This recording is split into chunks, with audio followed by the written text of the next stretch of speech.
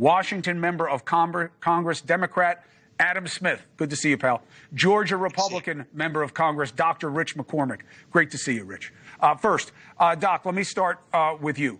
And the idea of Medicaid cuts, work requirements, and leaving defense spending alone. Are you okay with that?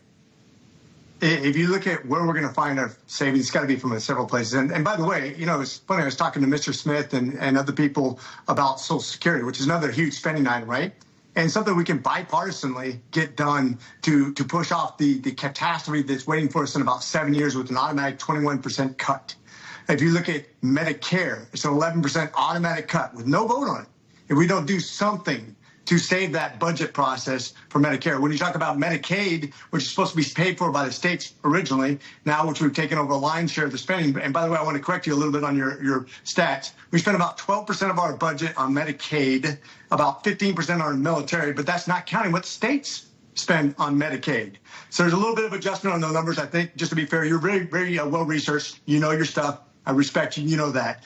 But when it comes to spending overall, we are $36 trillion in debt. Mm-hmm. If we didn't have a government and we didn't have $1 trillion in deficit interest payments per year, it would take us over 6 years to pay it off. Yeah. That's impossible. We cannot do this anymore, or we're going to have a higher interest rate next year, and then we're going to add another $9 trillion on top of the regular inflationary cost to debt, and we're eventually going to lose our currency standard in the United States. So you tell me where we're going to find the savings. I mean, everybody says they have a great program that needs to be paid for. There is hundreds of billions of dollars of Medicaid for waste, fraud, and abuse, in my opinion. We could get rid of a lot of waste, fraud, and abuse just by AI and the way we streamline the administration process, which is about 25% of every dollar spent on healthcare, which is a $5 trillion industry per year. We have to be more innovative. We have to be more original, and we have to find where we can cut these, whether it be in Medicaid, Medicare, Social Security, whatever it is. Yeah, but I think, that's 75% of our budget right there. Doc, I get you. If we don't do something, we're in trouble. I get you. No question about it. Congressman Smith, what I'm saying, though, is you pick your priorities. I don't like hearing that they don't want to touch defense spending. They want to add $100 billion to it, but you're going to go after the most vulnerable in society. That's the part I think is upside down. And I think a lot of Republicans will feel that way. The worst part about it is the budget reconciliation package, and Richard just gave a very impassioned speech for fiscal responsibility, and I don't disagree that that is important, but the budget reconciliation package that he's going to vote for is going to add trillions of dollars to the deficit, and it's going to add them so that they can do right now $4.5 trillion in tax cuts. So, Richard, I hear you. Then you obviously have to vote no on the budget reconciliation package, which is going to add to the deficit. And the simple solution up front is don't do $4.5 trillion worth of tax cuts, okay? And yes, we need to have a very difficult conversation about health care. And then one other point I want to get in there on all these firings of federal employees, they're not really impacting the debt or the deficit either. And we're going in and we're firing people regardless of how qualified they are. We're firing the people on a who are on probation, which basically means they've been there for less than 2 years. Right. When Musk took over Twitter, he actually looked at all of his thousands of engineers and he said, who's good, who's not? And he tested their coding skills to see who was good.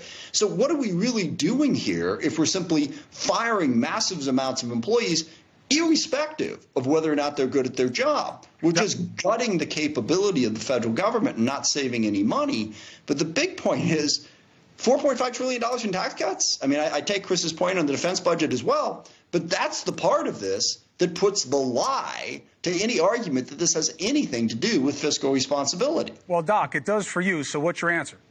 Yeah, well, first of all, when we talk about the tax cuts, it's something that Biden had his entire presidency. It's not new cuts. It's sustaining the cuts that he benefited in our economy that's been doing pretty well, because we have freed the businesses to be competitive in the world market at 21%. Oh, it's my turn.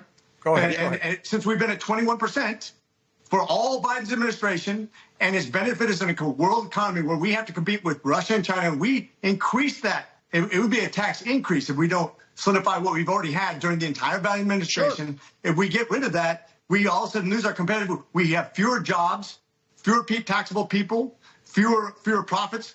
We collapse. We found that when you increase taxes on businesses, it doesn't always give you more revenue for the government to work with. That's historic. Listen, you can't actually deny that. All right, I'm going to give the last word to Congressman Smith because I gave you the first one, Doc. But let's be very clear, just where I'm coming from on it.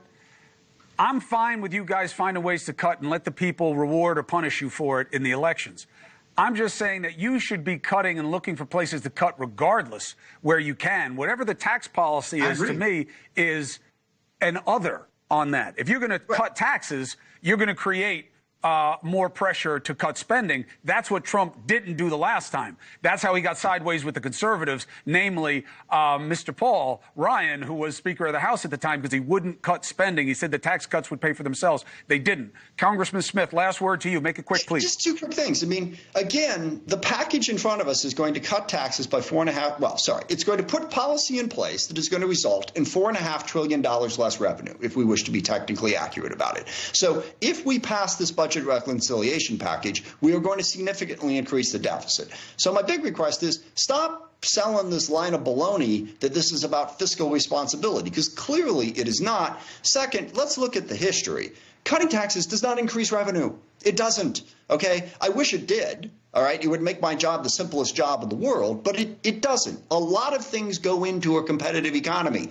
You know, cutting taxes isn't necessarily the be all and end all. And again, this reconciliation package is going to increase the deficit. As your namesake taught me in college and then afterwards working in finance, tax cuts are just the beginning. It's when do you cut taxes, on whom do you cut taxes, and for what reason. And people know that. And those are political decisions to be made. And I appreciate the conversation here. Seriously. Congressman Adam Smith, I appreciate you coming on with the other side. Rich McCormick, I love that you do this. Thank you for the gift to my audience, for them to see you guys treating each other civilly and judge a disagreement. Thank you, fellas. I appreciate you. Bottom of my heart, I mean it.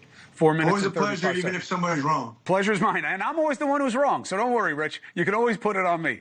4 minutes and 35 seconds. I'm telling you, I think it's one of the best things we do for you here at NewsNation. Nobody else does that because they just want to point fingers at each other and say each other sucks. This is a gift to you. I hope